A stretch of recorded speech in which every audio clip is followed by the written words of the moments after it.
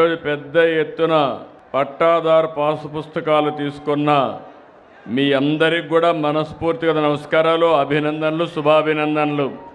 ఈరోజు నేను రెండోసారి, అంటే ఎన్నోసార్లు వచ్చాను కానీ ఎన్నికలైన తర్వాత మొట్టమొదటిసారిగా బనగానపల్లికి వచ్చాను. మీ అభిమానం చూస్తున్నాను.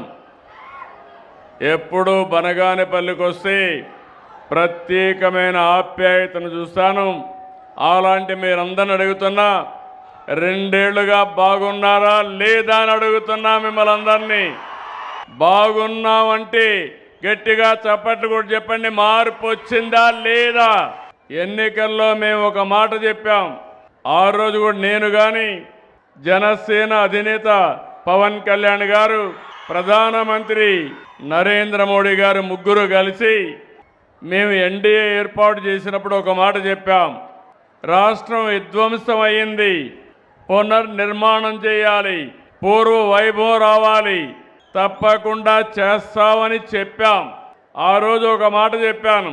ఒకటి అభివృద్ధి, మెరుగైన సంక్షేమం, ఇబ్బందులు లేని సుపరిపాలన ఇస్తానని చెప్పాం. ఈ 2 ఏళ్లలో ఇది జరుగుతా ఉందా లేదా అని మిమ్మల్ని అందరిని అడుగుతున్నాను మళ్ళీ ఒకసారి. అయితే మీరందరూ కూడా ఒక విషయం గుర్తుపెట్టుకోవాల్సిన అవసరం ఉంది.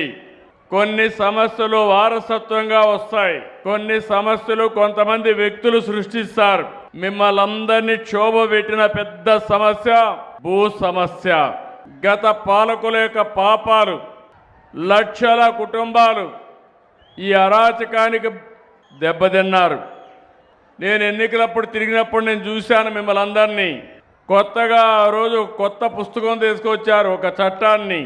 ఆ చట్టం మీరు తీసుకొస్తే ఏదైతే ల్యాండ్ టైటిలింగ్ యాక్ట్, నేను ఎక్కడికి పోయినా ప్రజల్లో భయం. రెండోది, ఆ రోజు మీరు ఒక్కసారి ఆలోచిస్తే ఎక్కడికి వచ్చినా ఎవరైనా వాళ్ళు చెప్పినట్టు వినకపోయినా మీ భూమిని 22A కింద పెట్టారు. టెక్నాలజీ ఉపయోగించుకుని మిమ్మల్ని ఇబ్బంది పెట్టాలనే ఉద్దేశంతో 22A అంటే గవర్నమెంట్ భూమి. మీరు వాళ్ళకి తక్కువ ధరకు ఇవ్వకపోయినా, మీరు వాళ్ళకి సహకరించకపోయినా మీ జుట్టు వాళ్ళ చేతుల్లో పెట్టుకోవాలని ల్యాండ్ టైటిలింగ్ తీసుకురావడం, కొన్ని దిక్కళ్ళ 22A కింద పెట్టేసే పరిస్థితికి వచ్చారు. అప్పటికే కొన్ని భూముల్లో సమస్యలు ఉన్నాయి. ఇది చేసిన తర్వాత సమస్య జటిలమైంది. నేను ఇదే నియోజకవర్గంలో ఎన్నికల రోజున ల్యాండ్ టైటిలింగ్ యాక్ట్ని తగలబెట్టి వచ్చిన వెంటనే ఈ చట్టాన్ని రద్దు చేసి భూ సమస్య పరిష్కరిస్తానని ఆ రోజు హామీ ఇచ్చాను. చట్టాన్ని రద్దు చేశాం. భూ వివాదాల పరిష్కారానికి దృఢ సంకల్పంతో ముందుకు పోతున్నాం. నాకు మొట్టమొదటిసారిగా 95లోనే 94లో నేను రెవెన్యూ మంత్రిని, ఫైనాన్స్ మినిస్టర్గా అయ్యాను. అప్పుడే స్టడీ చేశాను. ఆ రోజు సమైక్య ఆంధ్రప్రదేశ్లో తెలంగాణలో కొన్ని సమస్యలు ఎక్కువ ఉండేటివి. దానికి కారణం నిజాం పాలనలో ఎప్పుడు కూడా భూములన్నీ అనేక మందికి ఇచ్చేవాళ్ళు. ఇక్కడ బ్రిటిష్ వాళ్ళ పరిపాలన, అప్పుడే పగడ్బందీ అయినటువంటి ల్యాండ్ రిఫార్మ్ యాక్ట్ కూడా పెట్టుకొని చేశారు. మనం అందరూ కొంతమంది పెద్దవాళ్ళకి ఉండేవాళ్ళకి ఐడియా ఉంటుంది. ఆ రోజు జమాబందీ చేసేవాళ్ళు.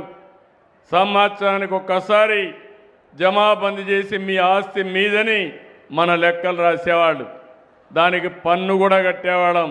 మొట్టమొదటిసారిగా ఎన్టీ రామారావు గారు ముఖ్యమంత్రి అయిన తర్వాత మన భూమి పైన పన్ను కట్టడం ఏంటి? అందుకే భూమి పన్ను రద్దు చేస్తానని రద్దు చేసిన వ్యక్తి నందమూరి తారక రామారావు గారు అని చెప్పి నేను మీకు తెలియజేస్తున్నా. ఇప్పుడే తులసమ్మ గారు ఒక విషయం చెప్పారు. నాకు అనుభవం ఉండి కూడా ఈ సమస్య పరిష్కారం చేయాలంటే చాలా జటిలమైన సమస్య, చాలా సున్నితమైన సమస్య.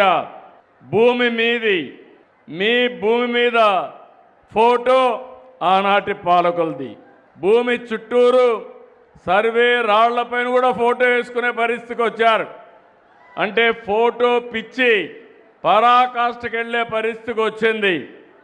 అది ఆలోచించిన తర్వాత నేను ఆలోచించాను, ఒకవేళ వేస్తే మీ నాన్న ఫోటోనో మీ తాత ఎవరైతే ఆ భూమి ఇచ్చారో వాళ్ళ ఫోటో వేయాలి, కానీ వీళ్ళ ఫోటో వేసుకోవడం తప్పని ఆ ఫోటోను రద్దు చేసి రాజముద్రతో ఈరోజు మీకు పట్టాలు ఇస్తున్నాం. ఆ తర్వాత ఆలోచించాను, మళ్ళీ ఎవరైనా దుర్మార్గులు వస్తే ఆ దుర్మార్గులు మళ్ళీ రికార్డు మార్చే పరిస్థితికి వస్తారు. నేను కానీ ఏమారితే కింద నుండే వాళ్ళు దళారులు కూడా తయారవుతారు. మేము మీకు పట్టా ఇప్పిస్తాం, రేట్ ఎంత ఇస్తామని. అందుకే నేను ఇవన్నీ ఆలోచించి సర్వే మొదలుపెట్టాం, రీసర్వే చేస్తున్నాం. ఆ రీసర్వేలో కూడా రైతుకి ఇన్ఫర్మేషన్ పంపిస్తున్నాం. మీకు పంపించిన తర్వాత మీరు వస్తే మీ సమక్షంలో సర్వే చేపిస్తున్నాం. నీకు ఎంత భూమి ఎన్ని ప్లేసుల్లో ఉంటే అవన్నీ కూడా రాసి మీ పేరుతో ఎక్కడెక్కడున్నాయో వివరాలు రాసి మీకు అందజేస్తున్నాం. మీరు అవన్నీ చూసుకున్న తర్వాత కరెక్ట్గా ఉన్నాయని ఒప్పుకుంటే మీరు సంతకం పెడితే అప్పుడు మెడ్రాసుకు పంపించి సెక్యూరిటీ ప్రెస్లో ఈ పుస్తకాలు ప్రింట్ చేస్తున్నాం. ఇది ఎవడంటే వాడు చేయడానికి వీలు లేదు. మన కరెన్సీ ఉంది, కరెన్సీని మన డబ్బుల్ని వేరే వాళ్ళు డూప్లికేట్ ప్రింట్ చేయడానికి వీలు లేదు. అలాంటి జాగ్రత్తలు తీసుకున్నాం. మళ్ళీ ఎలాంటి ఇబ్బంది లేకుండా మధ్యలో దళారీ వ్యవస్థ లేకుండా ఉండాలని నేరుగా ఇలాంటి మీటింగులు పెట్టి గ్రామ సభల ద్వారా మీకు ఇప్పిస్తున్నా. అదే మరిగా మిమ్మల్ని అందరినీ ఐవీఆర్ఎస్ అడుగుతున్నాను, సమాచారం అడుగుతున్నాను, ఎప్పటికప్పుడు పర్యవేక్షిస్తున్నాను. ఇప్పటికి 7 సార్లు 7 నెలల్లో ఇక్కడ జిల్లాలకు వచ్చాను. నేను ఒక ఉద్యమంగా తీసుకున్నాను, ఇది ఒక పవిత్రమైన కార్యక్రమంగా తీసుకున్నాను. నా ఆలోచన ఒక్క రూపాయి కూడా అవినీతి లేకుండా, దళారీ వ్యవస్థ లేకుండా మీ అన్ని సమస్యలు పరిష్కారం చేసి శాశ్వత పరిష్కారం చేసి మీకు అండగా ఉండాలని ఒక సంకల్పంతో ముందుకు పోతున్నా. 7 నెలలుగా వచ్చాను, ఇంకా నాకు 8 నెలలు పడుతుంది. 7 నెలలు వస్తే ఇప్పుడు మీరు చూస్తే 6,887 గ్రామాల్లో సర్వేలు చేశాం. 29,04,000 పాస్ పుస్తకాలు ఇచ్చాం. ఇంకో పక్క అందులో క్యూఆర్ కోడ్ ఉంది. క్యూఆర్ కోడ్ కొడితే అసలు రికార్డులో మీదా మీ పేరు మారిందా కూడా చెప్పే పరిస్థితి వస్తుంది. అక్కడ కంప్యూటర్ కూడా ఎవడో మార్చకుండా అక్కడ కూడా మీరు చూస్తే బ్లాక్ చైన్ టెక్నాలజీ తీసుకొచ్చాం. అంత మునుపు కూడా ఎవరంటే వాళ్ళు మార్చేసిన తర్వాత అడిగితే సమాధానం కూడా చెప్పకుండా ఎవరు మార్చారని కూడా తెలియకుండా పోయే పరిస్థితి వచ్చింది. ఈరోజు ఆ సమస్య లేదు. ఎవరైనా ఎక్కడైనా కలబెడితే కంప్యూటర్ ఎవరు కలబెట్టారో చెప్పే పరిస్థితి వస్తుంది. మీ అందరికీ ఒకటే చెప్తున్నా, ఇంకా 8 నెలలు నాకు పడుతుంది. 8 నెలల్లో నేను పూర్తి చేసి మార్చి 2027కి ఇప్పటి నుంచి 9,833 గ్రామాల్లో 72,07,605 పట్టాదారు పాస్ పుస్తకాలు ఇవ్వాలా. అది ఇస్తే నాకు ఒక తృప్తి. నేను ఒక మంచి పని చేసి శాశ్వతంగా రైతులకు విముక్తి చేసిన వాడిని అవుతాను. తప్పకుండా చేసి నా యొక్క నిజాయితీ నిరూపించుకుంటామని చెప్పి కూడా నేను మీకు తెలియజేస్తున్నా. ఈ నెలలో రాష్ట్రంలో 428 గ్రామాలు 2,48,00,000 పాస్ పుస్తకాలు అందించాం.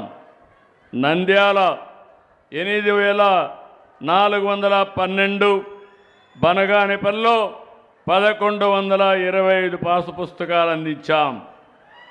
ఇవన్నీ కూడా మీరు చూస్తే ఇది ఒక పద్ధతి ప్రకారం చేస్తున్నాం. ఇంకో పక్కన ఇవి జరిగితే భూ వివాదాలు ఉండవు. కలెక్టర్ కానీ జాయింట్ కలెక్టర్ ఉన్నారు. నేను ఒకటే ఆదేశాలు ఇచ్చాను, ఇది ప్రభుత్వానికి అత్యంత ప్రాముఖ్యత కలిగిన కార్యక్రమం. ఎలాంటి అజాగ్రత్త తగదు. ఒక్క రూపాయి కూడా అవినీతి లేకుండా రైతుకు మనం పట్టా ఇవ్వగలిగితే రైతు శాశ్వతంగా ఆనందంగా ఉంటాడు, కృతజ్ఞతగా ఉంటాడు. అది చేయాలని చాలా స్పష్టంగా చెప్పాను.